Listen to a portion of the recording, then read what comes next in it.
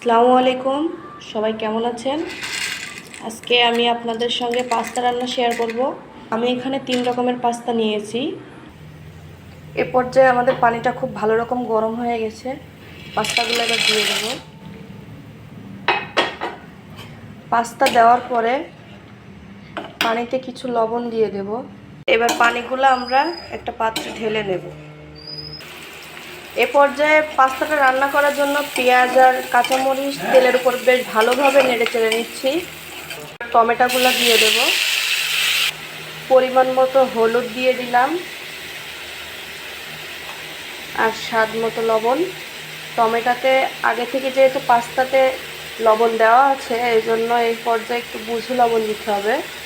ব্যাস, এবার এগুলো আমরা বেশ ভালোভাবে কিছুক্ষণ নাড়াচাড়া করে টমেটোটা যতক্ষণ না গলে যায়।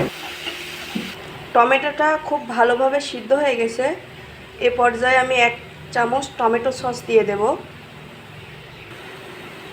আর 1 চামচ সয়া সস দিয়ে দিলাম। এবার আমি একটা ডিম দিয়ে বেশ ভালোভাবে মশলার সঙ্গে কষিয়ে নেব। দেখুন গ্রেভিটা কত সুন্দর হয়েছে, বেশ আঠা আঠা একটা ভাব।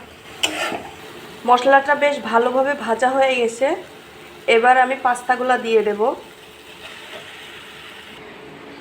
এ পর্যায়ে আপনারা পাস্তার সঙ্গে মশলাগুলো বেশ ভালোভাবে মিক্সড করে নেবেন আর একটু লবণ চেক করে দেখবেন যে ঠিক আছে কিনা। ব্যাস, এই সহজ পদ্ধতিতে আপনারা যদি পাস্তা রান্না করেন, দেখতে যতটা লোভনীয় হয়েছে।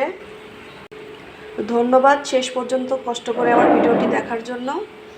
আশা করি ভিডিওটি আপনাদের ভালো লেগেছে। তো ভালো লাগলে আমার পাশে থাকবেন। আসসালামু আলাইকুম।